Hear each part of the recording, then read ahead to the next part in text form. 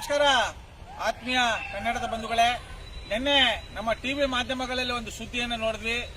ಮೈಸೂರು ಲೋಕಸಭಾ ಚುನಾವಣೆಗೆ ಸಂಬಂಧಪಟ್ಟ ಹಾಗೆ ಏನು ಕಾಂಗ್ರೆಸ್ ಪಕ್ಷದಿಂದ ಸ್ಪರ್ಧೆ ಮಾಡಿದ್ರು ಎಂ ಲಕ್ಷ್ಮಣ್ ಅವರು ಒಂದು ಪತ್ರಿಕಾಗೋಷ್ಠಿಯನ್ನು ಕರೆದು ನಮ್ಮನ್ನ ಮೈಸೂರಿನ ಜನತೆ ತಿರಸ್ಕಾರ ಮಾಡಿದರೆ, ಬಿಟ್ಟಿ ಭಾಗಗಳನ್ನ ವಜಾಗೊಳಿಸಿ ಅಂತ ಒಂದು ಸರ್ವಾಧಿಕಾರಿ ಧೋರಣೆಯಿಂದ ಟೀಕೆ ಮಾಡಿದರೆ, ಒಂದು ಪತ್ರಿಕಾಗೋಷ್ಠಿ ಕರೆದಿದ್ದಾರೆ.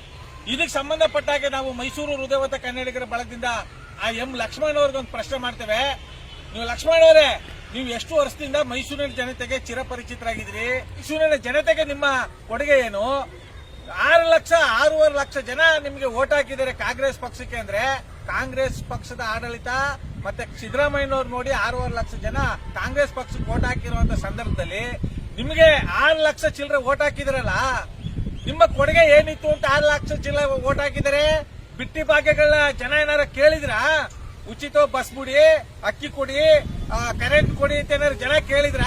ನೀವು ನಿಮ್ಮ ಸರ್ಕಾರ ಅಧಿಕಾರಕ್ಕೆ ಬರಬೇಕು ಅನ್ನೋ ಒಂದು ಆಸೆಗೆ ಈ ಬಿಟ್ಟಿ ಭಾಗ್ಯಗಳನ್ನ ಘೋಷಣೆ ಮಾಡಿದಿರಿ. ನೀವು ಇಂಥ ಬಿಟ್ಟಿ ಭಾಗ್ಯಗಳನ್ನ ಜನಗಳಿಗೆ ಕೊಡೋದ್ ಬೇಡ, ನಮ್ಮನ್ನ ತಿರಸ್ಕಾರ ಮಾಡಿದ್ದಾರೆ ಅಂತ ನೀವು ಬಿಟ್ಟಿ ಭಾಗ್ಯಗಳನ್ನ ವಜಾಗೊಳಿಸಿ ಅಂತ ಹೇಳ್ತಾ ಇದ್ರಲ್ಲ, ಇದಕ್ಕೋಸ್ಕರ ನೀವು ಮೈಸೂರಿನ ಜನತೆಯಲ್ಲಿ ನೀವು ಕ್ಷಮೆ ಕೇಳಬೇಕು.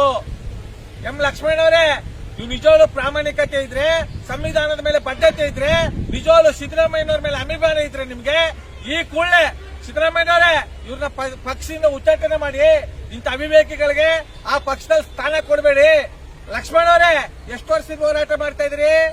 ಈ ಹೇಳಿಕೆ ಕೊಟ್ಟಿದ್ದೀರಲ್ಲ, ನಮ್ಮ ಕಾಂಗ್ರೆಸ್ ಪಕ್ಷಕ್ಕೆ ತಿರಸ್ಕಾರ ಮಾಡಿದರೆ, ವೋಟ್ ಹಾಕಿಲ್ಲ, ಈ ಬಿಟ್ಟಿ ಭಾಗ್ಯಗಳು ವಜಾಗೊಳಿಸಿ ಅಂತ ಮೈಸೂರಿನ ಜನತೆಯಲ್ಲಿ ಕ್ಷಮೆ ಕೇಳಬೇಕು ಅಂತ ನಮ್ಮ ಮೈಸೂರು ಹೃದಯವಂತ ಕನ್ನಡಿಗರ ಬಳಗದಿಂದ ಉಗ್ರವಾಗಿ ಖಂಡಿಸುವುದರ ಮೂಲಕ ಆಗ್ರಹಿಸ್ತೇವೆ.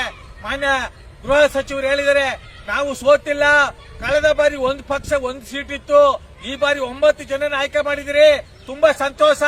ಬಿಟ್ಟಿ ಭಾಗ್ಯಗಳನ್ನ ಯಾವುದೇ ರೀತಿ ಯಾವುದೇ ಕಾರಣಕ್ಕೂ ವಜಾಗೊಳಿಸಲ್ಲ ಅಂತ ಆ ಗೃಹ ಮಂತ್ರಿಗಳ ಒಂದು ಆದೇಶವನ್ನ, ಅವರ ಒಂದು ಪತ್ರಿಕಾಗೋಷ್ಠಿಯನ್ನ ತಿರಸ್ಕಾರ ಮಾಡಿ ನೀವು ಸರ್ವಾಧಿಕಾರಿ ಧೋರಣೆಯಿಂದ ಯಾಕ್ರಿ ನೀವು ಮೈಸೂರಿನ ಜನತೆನ ತಿರಸ್ಕಾರ ಮಾಡ್ತಾ ಇದ್ರಿ?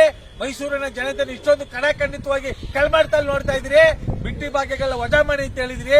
ಇದಕ್ಕಾಗಿ ನೀವು ಸಾಂಕೇತಿಕವಾಗಿ ನೈತಿಕ ಹೊಣೆ ಹೊತ್ತು ಆ ಕಾಂಗ್ರೆಸ್ ಪಕ್ಷದ ಹೊರ ಬರಬೇಕು, ಮೈಸೂರಿನ ಜನತೆಯಲ್ಲಿ ಕ್ಷಮೆ ಕೇಳಬೇಕು ಅಂತ ಮೈಸೂರು ಹೃದಯವಂತ ಕನ್ನಡಿಗರ ಬಳಗದಿಂದ, ಸ್ವಾತಂತ್ರ್ಯ ಹೋರಾಟಗಾರರ ಉದ್ಯಾನವನದಲ್ಲಿ ನಾವು ಮೈಸೂರು ಹೃದಯವಂತ ಕನ್ನಡಿಗರ ಬಳಗದಿಂದ ಉಗ್ರವಾಗಿ ಖಂಡಿಸುವುದರ ಮೂಲಕ ನಮ್ಮ ಆಕ್ರೋಶವನ್ನು ಹೊರ ಹಾಕ್ತಾ ಇದ್ದೇವೆ.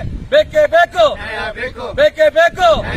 ಮಾನ್ಯ ಸಿದ್ದರಾಮಯ್ಯನವರೇ, ಈ ಎಂ ಲಕ್ಷ್ಮಣ್ ಅವ್ರನ್ನ ಪಕ್ಷದಿಂದ ಉಚ್ಚಾಟನೆ ಮಾಡಿ ಮೈಸೂರಿನ ಜನತೆಯಲ್ಲಿ ಕ್ಷಮೆ ಕೇಳಿಸಬೇಕು ಅಂತ ಹೇಳ್ತಾ, ಮತ್ತೊಮ್ಮೆ ಮಗದೊಮ್ಮೆ ಮೈಸೂರಿನ ಜನತೆ ಪರವಾಗಿ ನಾವು ಅವರಿಗೆ ಉಗ್ರವಾಗಿ ಖಂಡಿಸ್ತಾ ಇದ್ದೇವೆ.